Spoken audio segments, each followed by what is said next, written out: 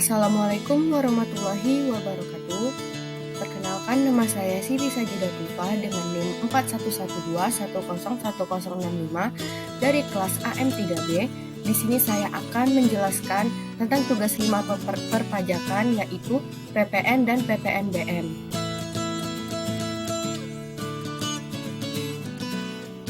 Soal yang pertama, jelaskan konsep pertambahan nilai yang dikenakan dalam pajak pertambahan nilai, jelaskan mekanisme dan berikan contoh penerapannya. Jawabannya yaitu, pajak pertambahan nilai atau PPN adalah pungutan yang dibebankan atas transaksi jual beli barang dan jasa yang dilakukan oleh wajib pajak pribadi atau wajib pajak badan yang telah menjadi pengusaha kena pajak atau PKP. Mekanisme pemungutan PPN adalah PKP, rekanan yang menerbitkan faktur pajak dan menerbitkan SSP atas setiap penyerahan BKP atau JKP ke pemungut PPN. Soal yang kedua yaitu, jelaskan konsep PPNBM, jelaskan mekanisme PPNBM dan berikan contohnya.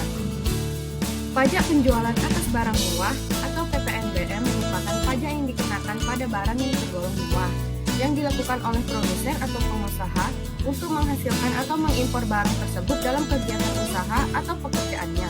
Mekanisme pemungutan PPNBM dilakukan dengan faktur pajak sebagaimana yang telah diisyaratkan dalam pemungutan PPN.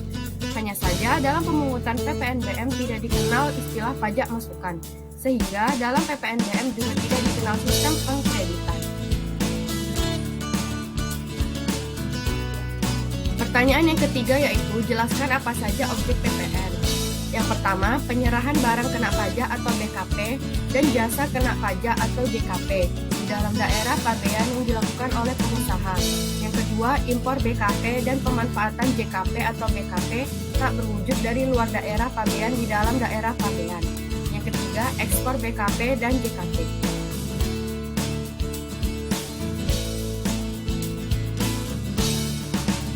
Pertanyaan yang keempat yaitu, jelaskan tentang apa saja yang menjadi dasar pengenaan PPN dan PPNBM. Yang pertama, dasar pengenaan pajak PPN adalah jumlah harga jual, penggantian, nilai impor, nilai ekspor, atau nilai lain yang dipakai sebagai dasar untuk menghitung pajak yang terhutang. Ada pada pasal 1 angka 17 Undang-Undang Nomor 42 Tahun 2009.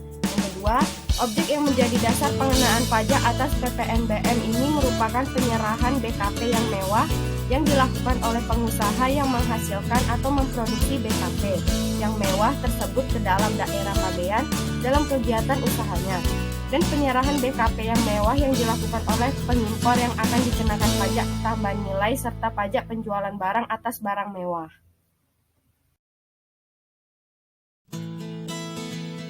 Yang kelima yaitu, jelaskan karakteristik PPNBM dan latar belakang pemungutan PPNBM. Karakteristik PPNBM yang pertama, PPNBM pungutan tambahan setelah PPN. Yang kedua, PPNBM tidak bisa dikreditkan dengan PPN. Yang ketiga, PPNBM dipungut saat impor BKP atau penyerahan BKP mewah yang dilakukan oleh pabrikan. Yang keempat, eksportir yang melakukan ekspor BKP mewah, PPNBM yang dibayar pada saat perolehannya dapat diminta kembali. Latar belakang PPNBM, semakin tinggi kemampuan konsumen akan semakin ringan beban pajak yang dipikul.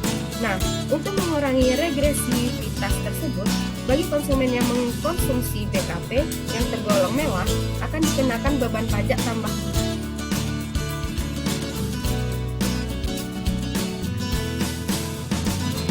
Soal yang keenam yaitu, jelaskan perbedaan dari A. Terhutang PPN dan tidak terhutang PPN.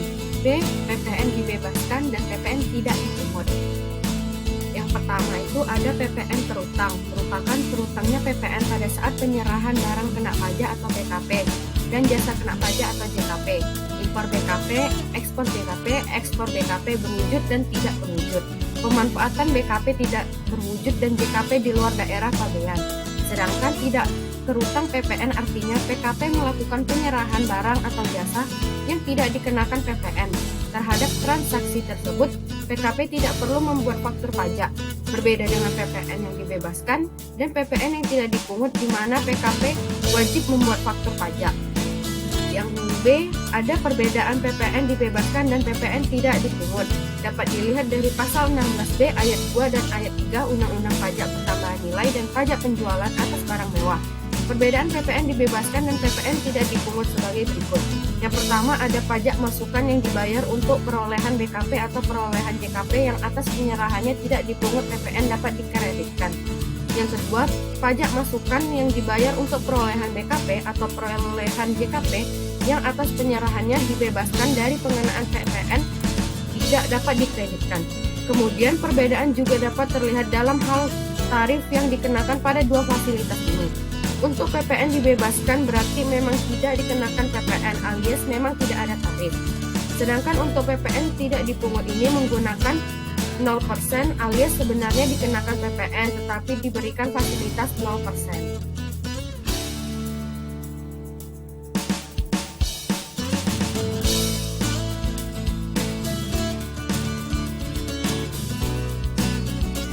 Pertanyaan yang ketujuh, jelaskan apakah yang dimaksud dengan FTZ dan KEK.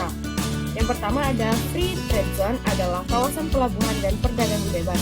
Kawasan untuk industri di bidang manufaktur ini menawarkan kemudahan yang dapat diperoleh, mulai dari pembebasan bebas masuk cukai, pajak pertambahan nilai atau PPN, sampai dengan pembebasan pajak barang mewah atau PPNBM bagi industri di sini. Yang kedua ada KEK, adalah sebuah kawasan tertentu yang dinilai memiliki kekhususan tertentu. Saat ini sudah ada sejumlah daerah yang termasuk dalam KEK, yakni Sungai Mangke, Tanjung Lesung, Bitung, dan Palu. Rencananya pemerintah akan memberikan insentif khusus bagi KEK, namun aturan mengenai insentif ini belum keluar. Pertanyaan ke-8 yaitu jelaskan poin-poin perubahan Undang-Undang PPN dan PPNBM pada Undang-Undang HPP. Jawabannya yang pertama, penghapusan barang dan jasa yang tidak dikenai PPN. Ada barang kebutuhan pokok, jasa pendidikan, dan jasa kesehatan. Barang dan jasa tersebut yang sebelumnya masuk ke dalam negatif list PPN akan menjadi barang dan jasa yang dibebaskan dari pengenaan PPN. Yang kedua, ada kenaikan tarif PPN. Ada tarif 10% akan berubah menjadi 11% yang berlaku mulai 1 April 2022.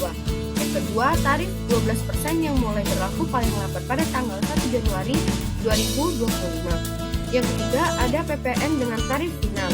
Yang keempat, di antara dalam bab 4 pajak pertambahan nilai Undang-Undang HPP, uraikan dalam pasal 4 Undang-Undang HPP. Yang kelima, mengubah sejumlah ketentuan dalam Undang-Undang Nomor 8 Tahun 1983 tentang pajak pertambahan nilai dan jasa atau PPN dan pajak penjualan atas barang mewah atau PPNBM yang telah beberapa kali diubah. Terakhir dengan Undang-Undang Nomor 42 Tahun 2009 tentang perubahan ketiga atas Undang-Undang Nomor 8 Tahun 1983 tentang PPN dan PPNBM.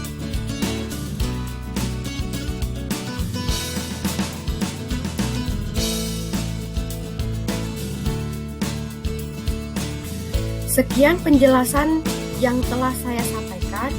Wassalamualaikum warahmatullahi wabarakatuh.